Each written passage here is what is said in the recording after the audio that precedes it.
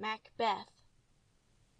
When a person is asked to tell the story of Macbeth, he can tell two stories.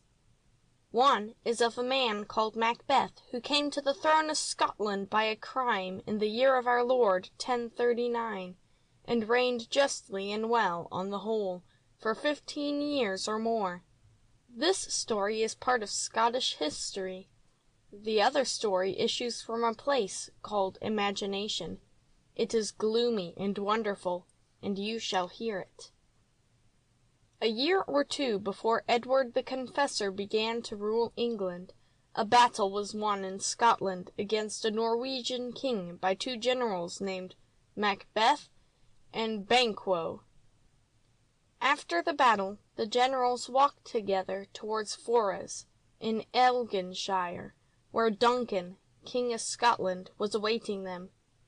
While they were crossing a lonely heath, they saw 3 bearded women, sisters, hand in hand, withered in appearance and wild in their attire. "Speak! Who are you?" demanded Macbeth. "Hail, Macbeth, chieftain of Glamis," said the first woman. "Hail, Macbeth, chieftain of Cawdor," said the second woman. "Hail, Macbeth, king that is to be," said the third woman. Then Banquo asked, "What of me?" And the third woman replied, "Thou shalt be the father of kings." "Tell me more," said Macbeth. "By my father's death I am chieftain of Glamis, but the chieftain of Cawdor lives, and the king lives, and his children live. Speak, I charge you." The woman replied only by vanishing, as though suddenly mixed with the air. Banquo and Macbeth knew then that they had been addressed by witches, and were discussing their prophecies when 2 nobles approached. One of them thanked Macbeth in the king's name for his military services, and the other said, "He bade me call you chieftain of Cawdor." Macbeth then learned that the man who had yesterday borne that title was to die for treason, and he could not help thinking, "The third witch called me king that is to be." "Banquo," he said, "you see that the witches spoke truth concerning me. Do you not believe, therefore, that your child and grandchild will be kings?" Banquo frowned. Duncan had 2 sons, Malcolm and Donalbain, and he deemed it disloyal to hope that his son Fleance should rule Scotland. He told Macbeth that the witches might have intended to tempt them both into villainy by their prophecies concerning the throne. Macbeth, however, thought the prophecy that he should be king too pleasant to keep to himself, and he mentioned it to his wife in a letter. Lady Macbeth was the granddaughter of a king of Scotland who had died in defending his crown against the king who preceded Duncan, and by whose order her only brother was slain. To her, Duncan was a reminder of bitter wrongs. Her husband had royal blood in his veins, and when she read his letter she was determined that he should be king. When a messenger arrived to inform her that Duncan would pass a night in Macbeth's castle, she nerved herself for a very base action. She told Macbeth almost as soon as she saw him that Duncan must spend a sunless morrow. She meant that Duncan must die, and that the dead are blind.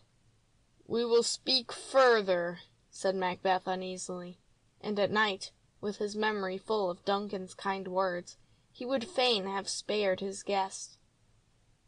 "Would you live a coward?"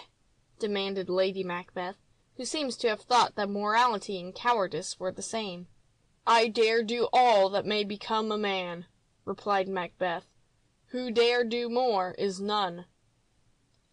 "Why did you write that letter to me?" she inquired fiercely, and with bitter words she egged him on to murder, and with cunning words she showed him how to do it. After supper Duncan went to bed, and 2 grooms were placed on guard at his bedroom door.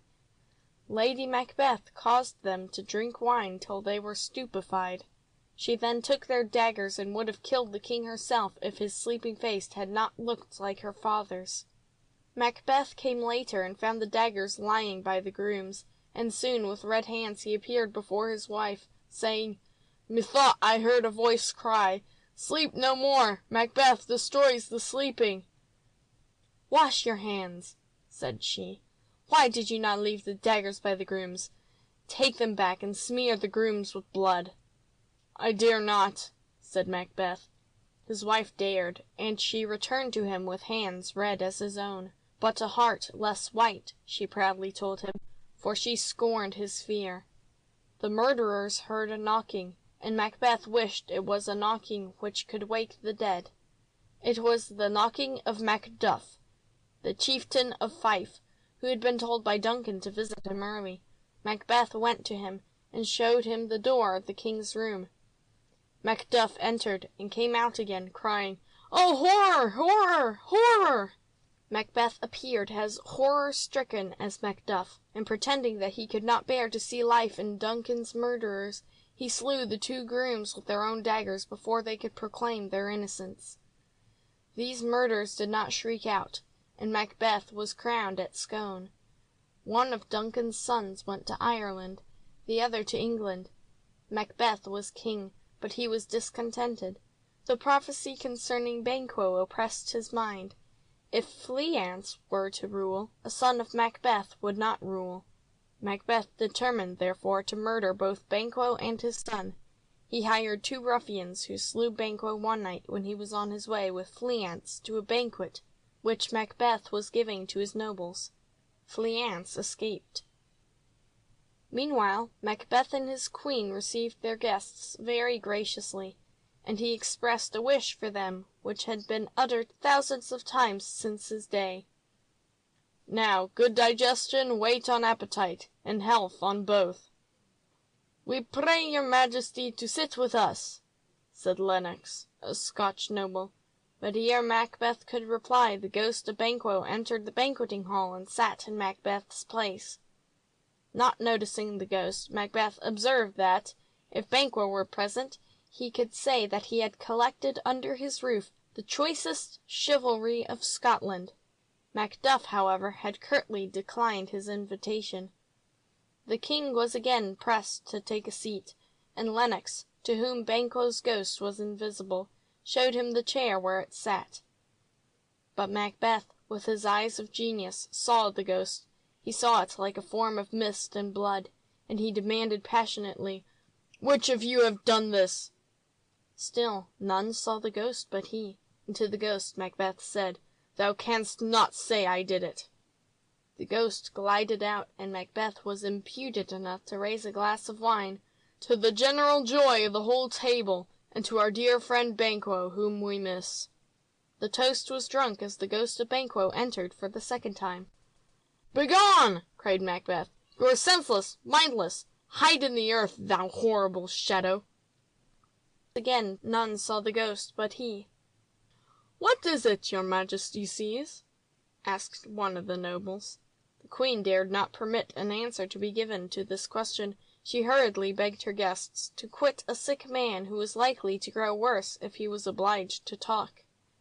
Macbeth, however, was well enough next day to converse with the witches whose prophecies had so depraved him. He found them in a cavern on the thunderous day. They were revolving round a cauldron in which were boiling particles of many strange and horrible creatures, and they knew he was coming before he arrived. "Answer me what I ask you," said the king. "Would you rather hear it from us or our masters?" asked the first witch. "Call them," replied Macbeth. Thereupon the witches poured blood into the cauldron and grease into the flame that licked it, and a helmeted head appeared with the visor on, so that Macbeth could only see its eyes. He was speaking to the head when the first witch said gravely, "He knows thy thought." And a voice in the head said, "Macbeth, beware Macduff, the chieftain of Fife." The head then descended into the cauldron till it disappeared. "One word more," pleaded Macbeth. "He will not be commanded," said the first witch, and then a crowned child ascended from the cauldron bearing a tree in his hand. The child said, "Macbeth shall be unconquerable till the wood of Burnham climbs Dunsinane hill." "That will never be," said Macbeth, and he asked to be told if Banquo's descendants would ever rule Scotland. The cauldron sank into the earth, music was heard, and a procession of phantom kings filed past Macbeth. Behind them was Banquo's ghost. In each king Macbeth saw a likeness to Banquo, and he counted 8 kings. Then he was suddenly left alone. His next proceeding was to send murderers to Macduff's castle. They did not find Macduff, and asked Lady Macduff where he was. She gave a stinging answer, and her questioner called Macduff a traitor. "Thou liest!" shouted Macduff's little son, who was immediately stabbed, and with his last breath entreated his mother to fly. The murderers did not leave the castle while one of its inmates remained alive. Macduff was in England listening with Malcolm to a doctor's tale of cures wrought by Edward the Confessor, when his friend Ross came to tell him that his wife and children were no more. At first Ross dared not speak the truth, and turn Macduff's bright sympathy with sufferers relieved by royal virtue into sorrow and hatred.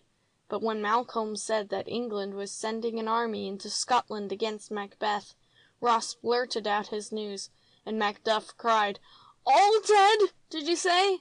All my pretty ones? And their mother? Did you say all?" His sorry hope was in revenge, but if he could have looked into Macbeth's castle on Dunsinane Hill, he would have seen at work a force more solemn than revenge. Retribution was working, for Lady Macbeth was mad. She walked in her sleep amid ghastly dreams. She was wont to wash her hands for a quarter of an hour at a time, but after all her washing would still see a red spot of blood upon her skin. It was pitiful to hear her cry that all the perfumes of Arabia could not sweeten her little hand. "Canst thou not minister to a mind diseased?" inquired Macbeth of the doctor. But the doctor replied that his patient must minister to her own mind. This reply gave Macbeth a scorn of medicine. "Throw physic to the dogs," he said. "I'll none of it." One day he heard a sound of women crying. An officer approached him and said, "The Queen, your Majesty, is dead." "Out, brief candle," muttered Macbeth, meaning that life was like a candle, at the mercy of a puff of air. He did not weep.